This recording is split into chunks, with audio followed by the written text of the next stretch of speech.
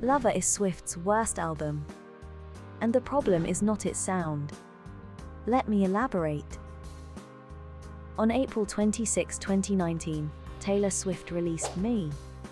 Swifties hoped the song wasn't for the new album, but for a movie, The Secret Life of Pets 2. But they were wrong.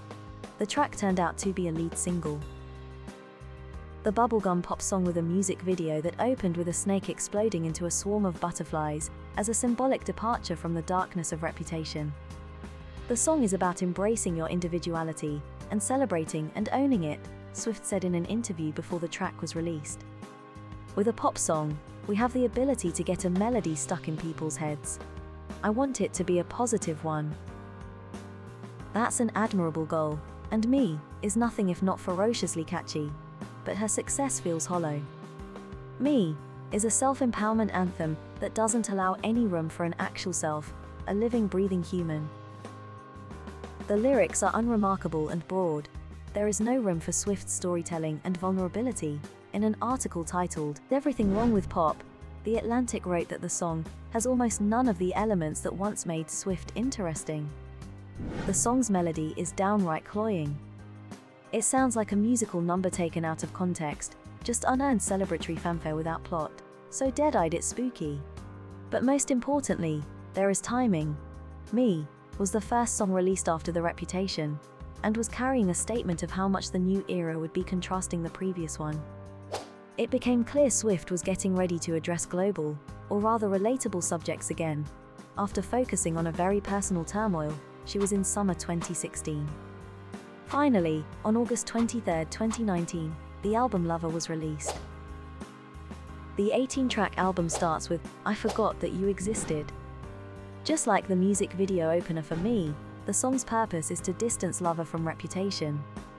Taylor tells Kim and Kanye, or Calvin Harris, or maybe haters in general, that they are not relevant to her anymore.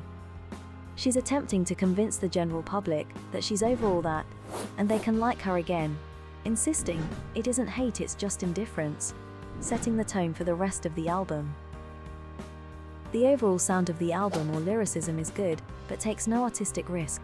Swift took the known path and delivered us what she thought we wanted. Though the whole era feels like it is a transitional period from Reputation to a masterpiece of folklore, with 80s synth pop sound, I see Lover as a less exciting 1989 sequel. Anticipatory tunes are cute, but none of them is as great as 1989's magisterial Blank Space was. After Swift wrote Reputation purposefully to be a confession of just how deep her hurt went for the fans who cared to stay, Lover feels as though she sidelines the fans that stuck around to hear it in order to return to her 1989 glory. 1989 was revolutionary work, so in order to achieve the heights it brought her to, Taylor should have taken at least some risk. Instead, the only thing new on Lover is Swift addressing the misogyny and declaring allyship to LGBTQ, which is definitely good for the culture. Correspondingly, the vast majority of songs on Lover are of pure escapist nature, assembled to please everyone.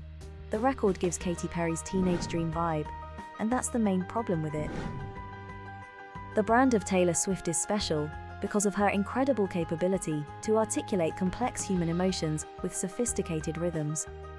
Reputation was a great illustration of how she managed to embrace her insecurities and celebrate vulnerability at her worst. Lover, on the contrary, has a number of songs where she attempts to erase her insecurities. Songs like London Boy, I Think He Knows, You Need to Calm Down, I Forgot That You Existed, and Me. The cheerful England-themed London Boy begins charmingly. I saw the dimples first and then I heard the accent, but degrades into a parade of rugby and high tea, and I Fancy You, as a love song as cliche and predictable as a 90s romantic comedy. I Think He Knows is a thumping, cloying electro-pop that oddly sounds like Carly Rae Jepsen.